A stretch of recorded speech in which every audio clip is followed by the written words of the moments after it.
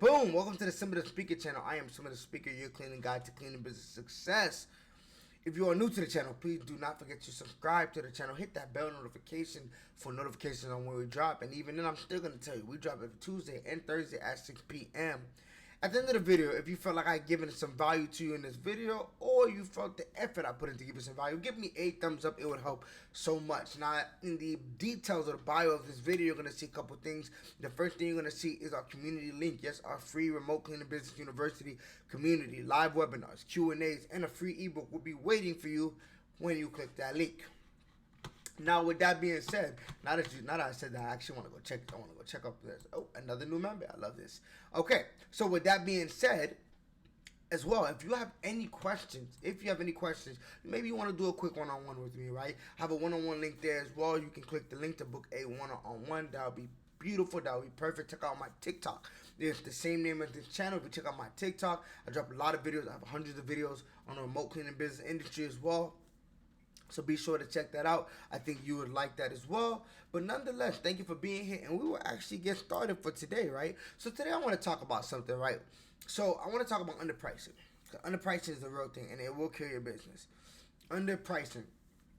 Remember, the goal of the remote cleaning business, right? What we want to do is we want to charge premium prices, right? I always say we want to increase prices and increase value and decrease the amount of work. So a lot of times we notice that, especially because a lot of people are new within the business, a lot of people tend to underprice. They tend to underprice. They tend to be scared to raise their pricing, right? So this is going to kind of be for someone that is first starting, because it's easy, especially when you're first starting, to underprice. It's easy to underprice because you may not have the information on what to do. So I just want to talk about what to do to kind of avoid underpricing and how we can simply kind of get around that. So the first thing that you're going to want to do when you're getting into this business, right, depending on where you're doing it, right, you have a plan on where you're going to run this remote cleaning business. You're going to want to collect data. What do I mean by that, right? You're going to want to do some competitive research.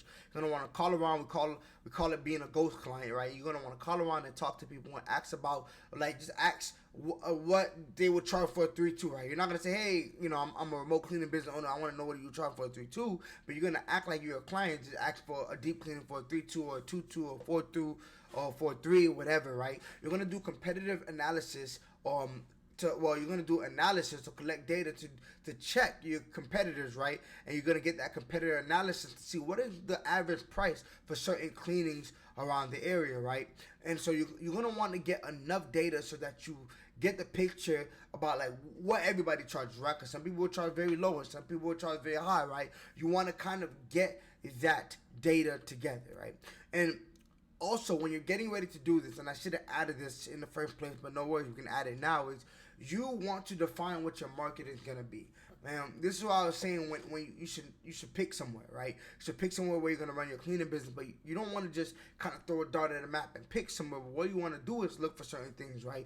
What areas have this amount of income? So maybe you're looking for family income or family household income between $150,000 and $200,000, right? Maybe you're looking at places with neighborhoods that have families have a lot of kids, or where there's a city, right, or maybe a populous city, or where there's a lot of things going on, right? You want to just do some research on your neighborhood to define your market, right? You really want to define that market, because once you define that market, that goes back to that competitive analysis and contacting your competitors, right? And I would say you really want to position yourself in a profitable area, right? An area where like there's a good money can be made. Now, don't get me wrong, money can be made anywhere, but the prices you can charge someone in, for example, let's say Jacksonville, Florida, is going to be different than what you can charge someone in Beverly Hills, California, right? So you want to keep that in mind, right? You want to keep that in mind. So once we got that in mind, right, we call the price, we call different companies, we know where we're gonna service our clients, or where we want to offer our service to. We know the type of income we're looking for, right? With that being said, you want to now create your pricing. Now, in my opinion, this is my opinion and my own knowledge, you never want to be the cheapest. You always get kicked and shoved and rocks thrown at you metaphorically when you're the cheapest, right? Now, don't get me wrong. First, if you're going to be the highest price, you better offer the most amount of value. There needs to be a reason why you're going to be the highest price. Now, with that being said, you don't want to be the lowest price, but you want to still maintain a competitive price. We want to still maintain a competitive price point when you're charging your cleaning.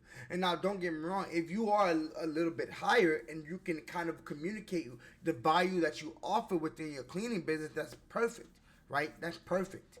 If you can do that, that's perfect. So once we kind of done the analysis and we research the competition, we need to see, okay, what are we going to price? And you can even do that if you are kind of still like, okay, what am I going to price? What am I going to price? You can still you can start by the value. Like, what type of value do you offer? Excuse me. What type of value do you offer, right? And another thing that you can do to help you even figure that out is figure out a niche. What is my niche? Because remember, I was talking about, okay, the price that you're charging Jacksonville, Florida is going to be different from what you're charging Beverly Hills, California. Why is that? Maybe because Beverly Hills, California has a lot of luxury homes, right? Maybe because they have a lot of luxury homes. And so at that point, you know what your niche is. Like, okay, I know I could charge a nice buck because I know what my niche is. My niche is luxury homes, would mean people can afford it. Or let's flip it. Let's say you want your niche is Airbnbs, right? You may want to find like a city, like let's say downtown, let's say Phoenix, or like a downtown area that may have a lot of Airbnbs. Now your pricing may not be the same amount of, the same amount that you would charge luxury properties, but what you may realize is that, okay, but we're not going for pricing, we're going for consistent cleanings. So yeah, I may not be charging $500, $600, $700 a cleaning, but because I'm charging this amount of money, this price point, right, and I'm offering this value, I'm getting consistent cleanings. And that may be what you're going for, right?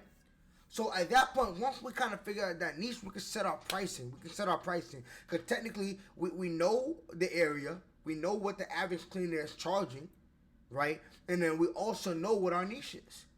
And so we know, because of our niche, what we can charge, right? What you're going to charge a Airbnb cleaning is going to be way different than what you're going to charge a post-construction cleaning, right? So now we understand our niche. So now we can create that pricing. And so that's important, right? These are some methods that you're going to want to use to pretty much create this pricing. These are some methods you're going to want to use to create this price. Remember, the more value you offer, the more you can raise your prices. Remember, raising your price is not a problem. It's when you cannot communicate your value that aligns with why you raised your price. That's when the problem becomes. That's where the problem stems from. A lot of times, there's so much money out here. You could charge a client what you want to charge a client, but the client has to see the value in what you're offering. And I think that's fair. So a lot of times, that's another reason, going back to why a lot of cleaners undercharge. They don't understand the value they're giving, right? If you can communicate to a client, hey, this is not just a cleaner. This is a peace of mind. This is your time back. Especially wealthy clients that value their time over money. This is your time back. This is a peace of mind. This is an area where you feel comfortable to be with your family, where you feel comfortable to work. And so once you can communicate that, okay, boom, now we can price, right? Now we can actually price. Another thing, you're underpricing. I'll give this a nice little bonus tip as we're getting to the end of the video. You're undercharging when you're getting too many yeses. When everybody is saying yes to every single price, every single quote you give. I got so passionate with that. I started going like this. But when everybody is saying yes to all the prices that you're giving, you're underpricing. I'm not saying, I'm not saying to have a negative mindset, look for the nose, but like your price should be well enough or structured enough in which, okay, not everybody's going to be able to afford this. And it's okay. We're not looking for that, right? We're looking for the quality clients that, match up with our niche. So with that being said, we're getting there ready to end this video. Professionalism, branding, quality of cleaning, quality of customer service, all of these things are going to come into play when we're talking about pricing, right? And this goes back to just being able to communicate your value, being able to have value, and then being able to communicate that to the client, and the client being able for the client to see that in the way you quote the client, in the way you send over the cleaning, the punctuality, the way they clean, the follow-up that you do after, So once you could do all this, you won't be undercharging because you'll know, like, okay, if I want to continue to do this, I have to charge, a good price, a set price, and you'll be in a good niche, and it'll be worth it because the clients will understand the value of what you're offering, and they'll want it. And not only when they want it, they'll refer you to other colleagues, other friends, other family members, so forth and so on. So with that being said, thank you for staying in this video. Once again, if you're new to the channel, don't forget to subscribe to the channel. Hit the bell notification. We drop videos every Tuesday and Thursday at 6 p.m. Yes, if you felt that I gave value in this video, or you felt that I put in effort to give you some value, please give me a thumbs up.